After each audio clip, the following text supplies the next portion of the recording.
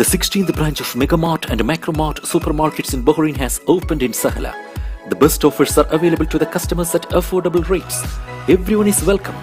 During and around the opening day, a variety of fish including salmon, meat and dairy products, roastery, frozen items, food and non-food items, groceries, fruits and vegetables, electronics, garments and ready-to-eat food items are available to the customers at affordable rates. Hearty welcome to all. Megamart and Macromart, your favorite shopping destination.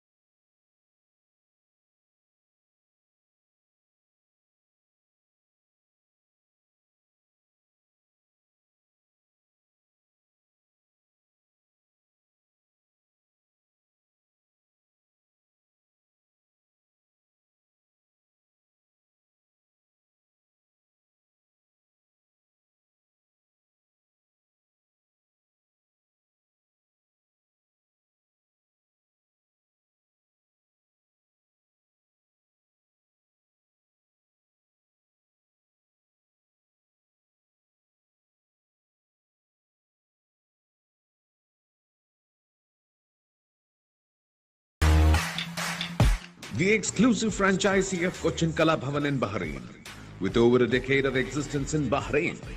Exclusive online regular classes have started for classical dances, music vocal, instrumental music, cinematic dance, Kathak, Zumba body fitness, karate and yoga, drawing, arts and craft, children's theatre. For more information, please call 3909 6845 3909 4806 3885 2397 or visit www.bahrainmediacity.com.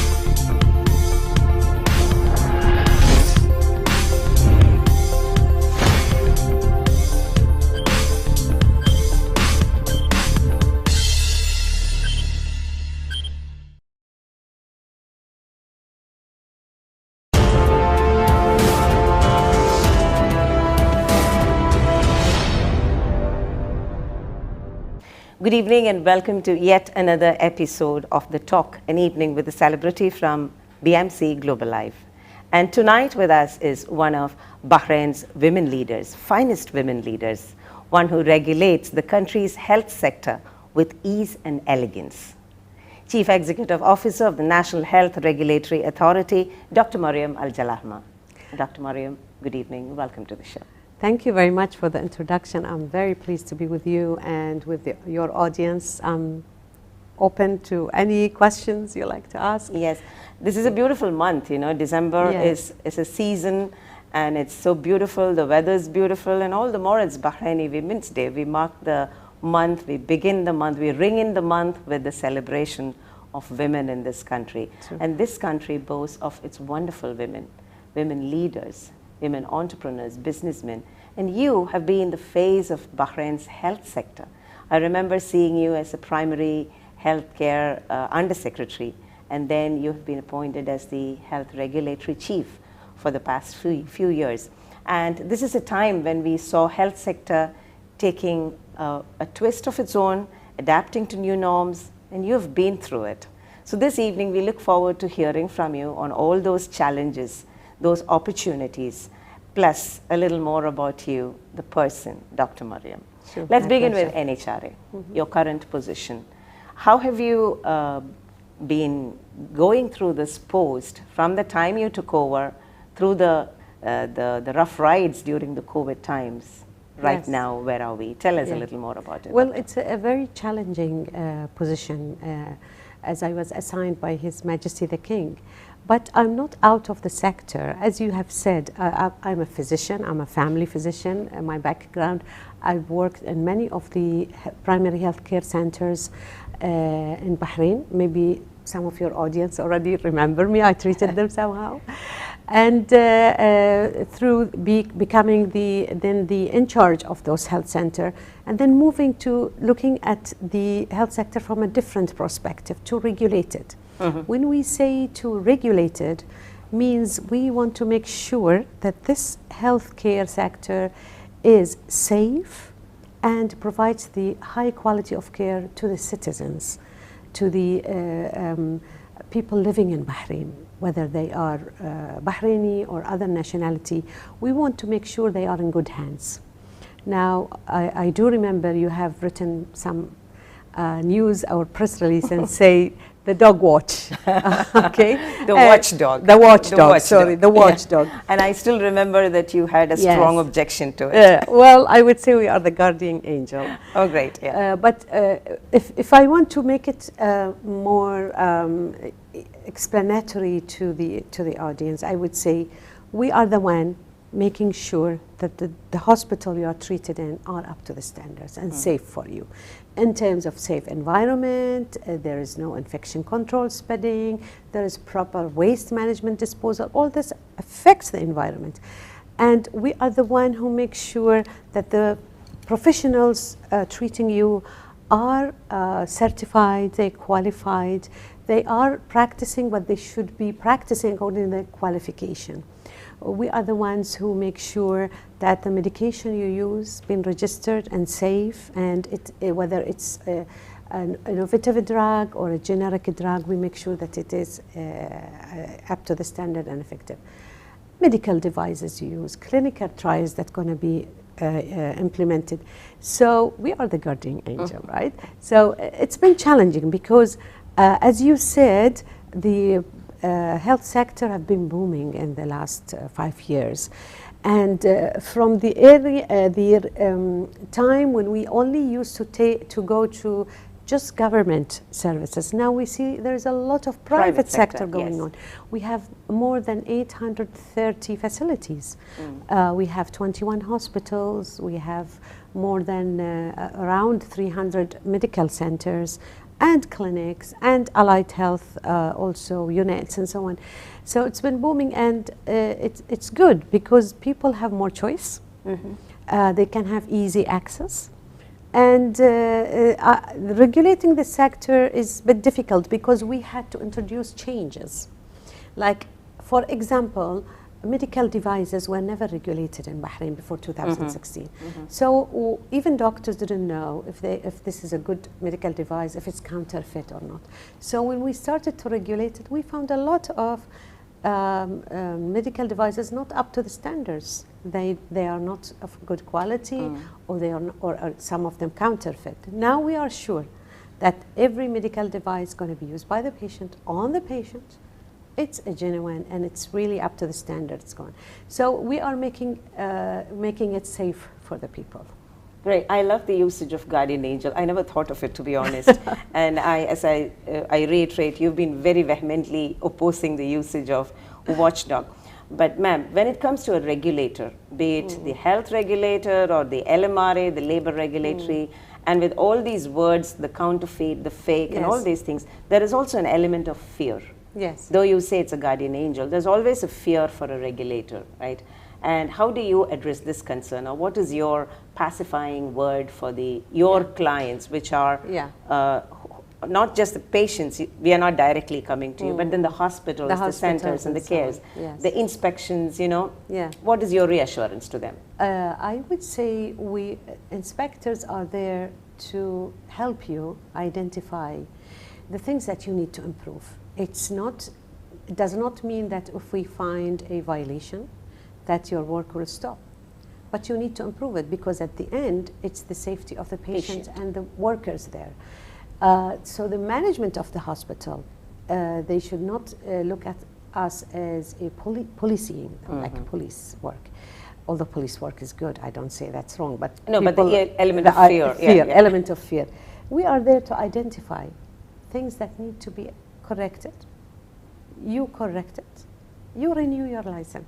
Now, why are we doing it? We are not doing it for any other purpose. So if we go to a hospital or facility and we find a wrong practice that will end up in spreading infection in the hospital, yes, be afraid of us, because this is patient safety. If we go and see the way you get rid of waste in the hospital, that's a spread of infection to the environment, yes, you have to be afraid. You have to open your eyes on the important things.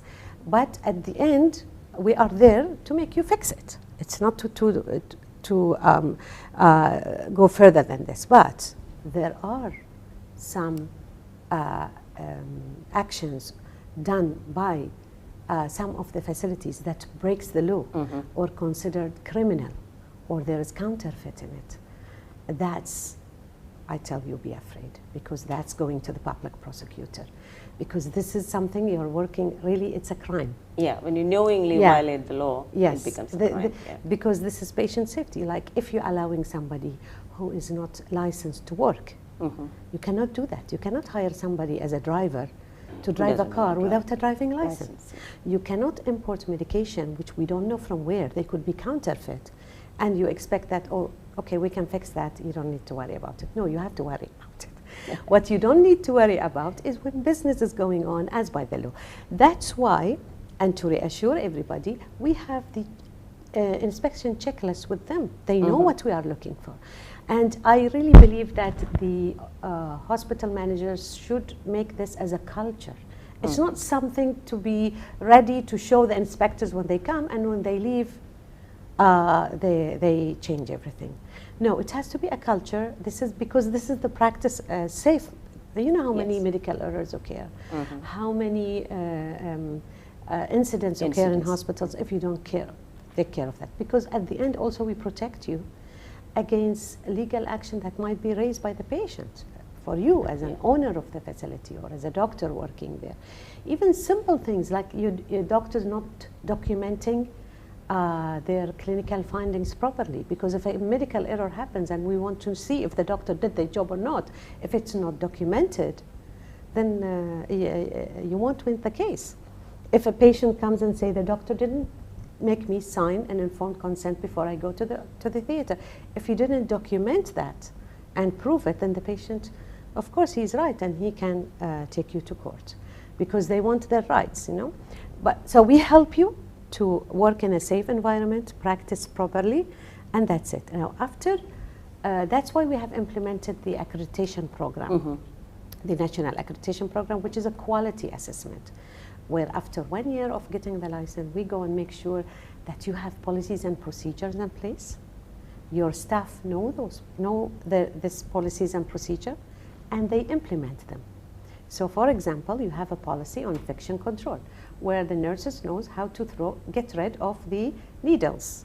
And after you collect them in a special container, then you take them to the waste management company. If this is not cycle implemented, this will harm you and the patient. So we go and make sure it's like a peer review. And then we award the facilities a status of performance. Either you are, diamond, platinum, gold. And here is the competition. And we have seen the tremendous improvement in hospitals from silver to gold to directly to platinum or diamond. And that's where we say our vision at NHRA is a safe and high quality healthcare. Right. And it's indeed interesting that the jump from the silver to platinum, because we've been hearing of many hospitals vying for those accreditations, which reflects the healthcare, the development and healthcare segment in the kingdom. And NHRA has always had its beautiful strategy, and you were meticulously doing it, because I admire your annual reports, where you are with every team of the big umbrella, and everybody giving all details. But my next question is, the past 2 years, it upset your entire plans, isn't it? And now we are moving into a new era, which is more digital, tech-driven, contactless, isn't it? How was the challenge, doctor, and how easy was the adaptation? Yeah. I always say that Corona doesn't have just positive tests; it has positive action for us. What we did, I mean, it taught us a lot that we can do things we used to do it routine. We were lucky that in 2019, in December exactly, when we launched 2 digital programs, one called Mihan, which means professions, and the other called Munshaat.nhra.bh, which means facilities. So we launched those so all the facilities and professionals can apply licenses and renew them or ask for any letters they want on the system. If you come to NHRA before 2019, you will see a queue of people waiting for their, to renew their license on. After that, now we don't have any more customers except those who have problems with the IT itself and they need support. So I think digitalization now, if you look at our strategy up to 2025, is to digitalize all the services. So we started with Mihan Munshaat. Now we are working on medical devices, on continuous medical education platform. We're also working with some companies to develop that. Digitalization is very important. Even our inspection and accreditation was hybrid part of it. And we released the inspectors only to go to very sensitive areas where they need to really look there, dig into, again, patient safety, waste, infection control, making sure, otherwise everything was hybrid. So we learned a lot, and I think it's very good where you can sit in your office as a doctor, renew your license. As a hospital management, you don't have to come bringing all the manual papers with you. And even the professions who are working abroad, in anywhere in the country, they can visit the site, open an account for them, apply for a license. If they need to go through an exam, they can also do it online and appear for the office in their country, prepare themselves to be licensed in Bahrain. Before they used to have to come to Bahrain with another visa, with another purpose, and then they find a way to be licensed. Now everything is from your country. All you need to have is an invitation from a hospital through the system, the Munshaat, that I'm inviting this doctor to work for me. You don't need even a job offer letter. And once we receive that, you will receive an email saying you are going to be employed by this hospital. Please proceed to your license application. Great. So it's very smooth. It's Yes. very smooth, and as you rightly said, there is no crowding. Yeah. And digitalization is the very way forward. important. Yeah. One more thing which is very important also is that every professional coming to work in Bahrain, we have to verify their qualification. We have outsourced that also, and it's done digitally by us contracting with one of the companies that we deal with, Dataflow or Quadribe, to submit their certificate, and they were verified from the country of origin, from the university itself. Did this doctor graduate from the university? Did he really work in this hospital? Does he really have this experience? Now the people can rest assured that their guardian agent is for sure that the professions are qualified as well. Maybe one last question related to the NHRA, from the guardian angel role to the brand ambassador role. The NHRA is also a brand ambassador for Bahrain's health sector. How do you comment on the investment climate in Bahrain in the health sector? Yes, as you know, that the government of Bahrain welcomes investment, open investment, and competition for investment. Before, the law only allowed pharmacies or facilities or clinics for Bahrainis only. Now it's open for the investment. And there is a lot of incentive from the governments. You know, we have this authority that's called Tamkeen, which is the empowerment of the private sector, where if you hire Bahrainis, the first 3 years, their salaries will be subsidized, 70, 50, 30%. You are opening a new healthcare service and you need medical equipment and IT, they will subsidize up to 40% of that. So the investment in the healthcare sector is much welcome. And now we are moving towards promoting Bahrain for health tourism as well. Yeah, the medical tourism. Yes. Yes. And I think we have a lot of inquiries coming in, Yes. and especially the very own India's Yeah. Ayurvedic hospital. True. isn't And it? we are lucky now. We have a ministry for tourism. Tourism, Yes, yes. and a minister dedicated for tourism. That's why in the 2019 we launched and opened the investment office in the NHRA with a dedicated staff there to meet investors, respond to all their questions. Also on our webpage there is a icon for investors where they can look at all the laws and regulation, or they're posted. Great. Both languages, Arabic and English. Well, that is Dr. Maryam Al Jalahma, Chief Executive of the National Health Regulatory Authority, with us on this segment of the talk. Let's take a short break.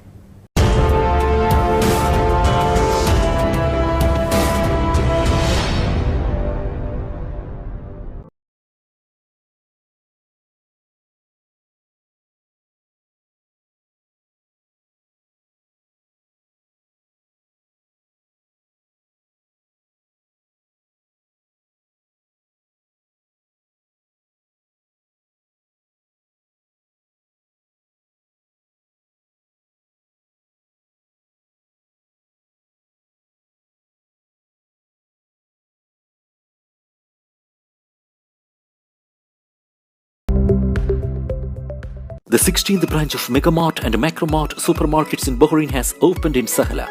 The best offers are available to the customers at affordable rates. Everyone is welcome. During and around the opening day, a variety of fish including salmon, meat and dairy products, roastery, frozen items, food and non-food items, groceries, fruits and vegetables, electronics, garments and ready-to-eat food items are available to the customers at affordable rates. Hearty welcome to all. Megamart and Macromart, your favorite shopping destination.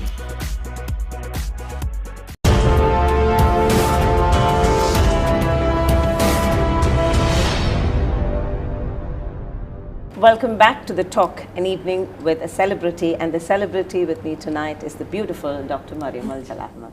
Thank you. Doctor, happy Women's Day, happy Bahraini Women's Day. This week we are marking Bahraini Women's Day.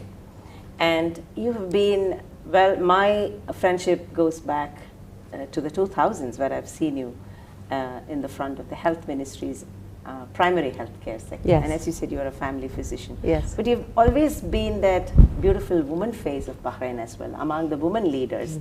And today we stand at the threshold of having 7 parliamentarians, women parliamentarians. Bahrain has broken the record.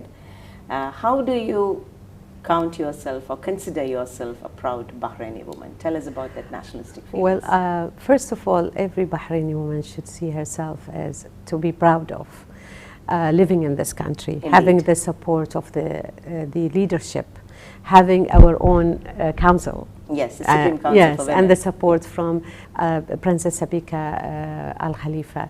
Women in Bahrain have been supported long time, even before oil was discovered in Bahrain. I think the country had the first school for women in the region. First to school, girls. first to go to work, first to drive a car. Yeah. You see, Bahrain is not only open for religion. It's open for respecting both women and men, and we raise our children that way. So we are very lucky to be living in such a beautiful country, and we are very happy to have our own National Day. And I think every woman, in wherever she works, whether she's a mother or working, she has a role in giving back to this country. Because, and yes, I mean, we are very proud to have such number in the parliament, which reflects to you the maturity of the society in accepting women to be there to represent them, because there are many issues that really we can participate in as men. There is no difference actually. And at NHRA and the health care sector, mostly women are working. You know, the nurses, the doctors, they predominantly. And also a good number of ministers were women as yes, well. Yes, so women can do a lot, because they are always faced with the challenge that maybe you will not succeed. you should prove yourself, you know, it's not easy task. And besides, raising the children. And I see a lot, as I always say, the young doctors or professions who starting their career or enrolling into a training program, and they have young children to treat. I do remember at times when I had to leave my child sick at home to go to the health center to treat others' children who were sick. That was not easy. But if you believe in yourself and you have the support of your family and understanding, that's a good thing to have. Yes. Right, yeah.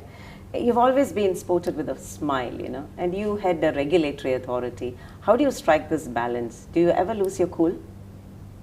Do I look cool? Yeah. Do you ever lose your cool? Do you get angry? Because I haven't seen you anytime. I used to be more angry when I was younger. As you go older, you get wiser. Okay. No, there's a saying I always tell my staff. Meet and greet people well. You don't need to respond to their request as always. Maybe we cannot do what the clients want. They want something that might contradict with the law, or it doesn't work that way. But always meet people well. Greet them well. That is something I will never defend if a client come and gets upset because you treated them unwell. But I would understand if you didn't do the service because you respected the law and so on. But communication skills are very important. As a family physician, we used to be taught and treated and trained to have good communication skills with the patients, because it makes a lot.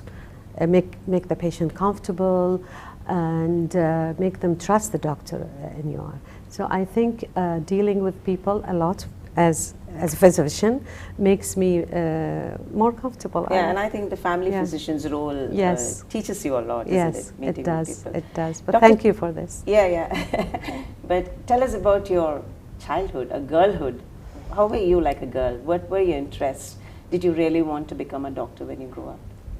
Yes, I always wanted to be a doctor. I used to lay my brother down and write prescription, and it's something that you cannot read. Okay, universal. Yes, yeah. But I was very active. I played sport, I played outside in the area where I grew in Muharraq. We were girls and boys playing together. Very happy childhood, I would say. Okay. No restrictions that you cannot play outside or so on. And very understanding parents, which taught us to respect everybody. And trust that you should not do something wrong. Yes, I do have a lot of friends in my childhood. As I told you, I played all the games, girls or boys. It's no restriction. Okay, okay. I could, there were some traditional games that boys used to do. I did them also. Okay. I didn't just hold a doll and play with it. I did both. Okay, okay. Tell us a little more about your family, doctor. Well, I'm married. I have 3 children. My husband is a chemical engineer who used to work in Babco and then in the private sector, and then he decided to retire and do his own business. And I have the 3 children, adult children actually. Okay, yeah. My eldest is Khalid. Khalid, I think he just graduated. He had master's degree in international law. Yeah. He is working with the World Economic Forum in Geneva. Okay. And as a specialist in the in economic programs. Then my middle child is my daughter Dua, who is an architect who studied in Manchester, but she worked as an architect for 1 year and then decided to change her career into sports. Sports. Now she is managing and training in her own gym. Okay. Yeah, okay. An indoor cycling gym called Xenon. And she's very happy with that, going to work every day to practice. You know, Okay, it's a difference. So, as a woman, I would definitely didn't object to changing her career. Do what you like. It's very good to drive to work and you are happy. If you drive to work daily and you're unhappy, I will feel sorry for you. You have to really think of what makes you happy. And then the youngest is also a chemical engineer, like his father. No doctors in the family except me. I was about to ask you that. Yes, and he's working in Babco. Okay. How come none of them turned to your profession? I don't know. I guess the first one is banking and finance, Khalid. I don't know. It's something, the medicine, something has to come from inside. You have to like that. Right. Yeah. And doctor, you said you're from Muharraq.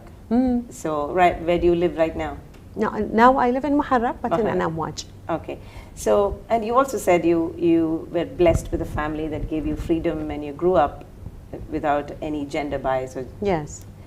How do you look at today's Bahrain, today's world, and larger world, plus Bahrain and girls? From your point of view, it's interesting to hear because not many from your generation would share this. Like, I was given the freedom, I did not play only with dolls, you know. How do you look at the change, or how do you look at that social change, fabric? Well, first of all, let me say that respecting women and no gender discrimination between men and women does not mean that you have to give up your tradition or your religion. That's remain inside you. Your beliefs and your respect to the religion and to God and everything. That does not mean this. It means that you do not discriminate between what the boys can do and what the girls can do, as long as it doesn't contradict with religion and your morals. Right? So, you said in Bahrain, 7 women reached the parliament. If we would not think that women can do it, who actually elected them? Men and women. So they both believe in that.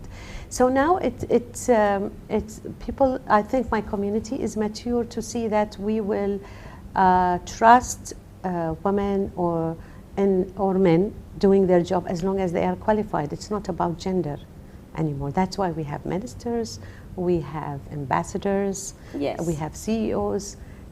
So there is no difference. This is what our leadership about in this country. Indeed. As I told you, open to religion, open to respect men and women together. Right. Doctor, what other hobbies do you have? I know you're always very busy. NHRA keeps you busy. It's a plate full and more. But what are your other hobbies? I know you travel a lot. Yeah, I like traveling. Yeah. I like traveling, I like cooking and socializing. Going to the movies. Okay. Yeah. What do you cook? Anything. It's not tradition. Okay. If I go to a restaurant, I like something, I will search for it and cook it at home. Okay. Yes. If I like something, I would ask what's the recipe, and I want to do it. And I teach my housekeeper to do it. Okay. And I'm not that of eating the traditional food every day, no.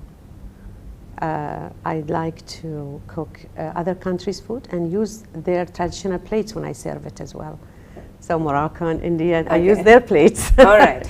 It looks nice because we have a saying that the eyes loves before the your stomach first. Okay. So the eyes, I'm just translating it, that you like the food you see before you even taste it. Okay. That's what it means, yes.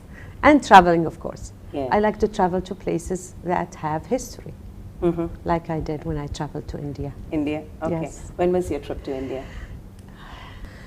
Yeah, I went to Kerala first. Okay. Visited the tea plants in Munnar and enjoyed the beautiful resorts and the backwater boats. Okay. And then to New Delhi. All right. And then I took the Palace on Wheels. Okay. And traveled all Rajasthan. All right. Okay. All the beautiful cities of Rajasthan, and from Jaipur to Taj Mahal back to it. This is the wonderful ever traveling trip that I had.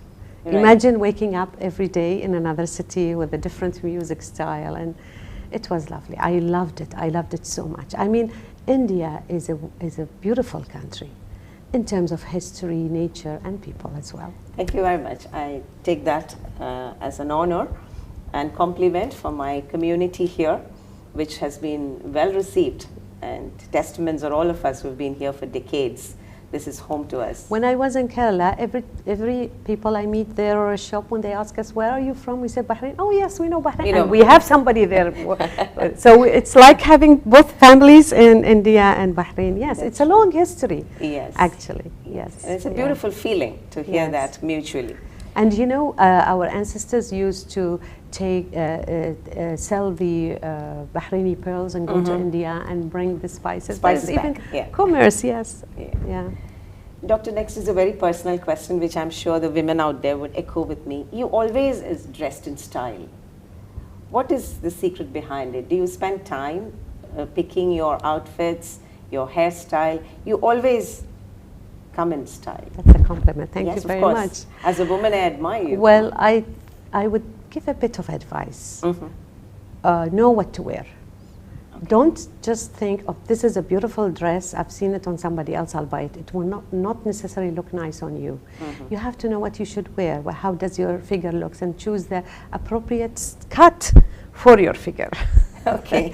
That is something, but every woman loves shopping, of course. Yes. And I'd like to change the colors and the style as well, but something that suits a woman.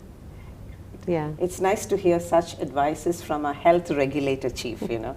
It's indeed a different hat totally. Because I've always admired you on those lines, Thank and you, hence that's that it. question. Maybe the final lap of this evening, do you have any future goals to accomplish, any personal dreams to fulfill? When I reach this age with having my children grown, I would see that my goals would be for them to achieve their goals. Okay. I feel like I'm fulfilled, and I want to see my children fulfill their goals. And I'd like to continue to serve my country in whatever I do. This is my goal, and I would like, at my work, to reach with Bahrain to the international standards. Like we have very good initiatives and very good plans in the health sector, like our experience with COVID when the World Health Organization appraised Bahrain. Yes. So I would like to see those experiences appraised and get awards for it. This is at work. And at the personal level, to see my goals in my children and my grandchildren. Hopefully, inshallah.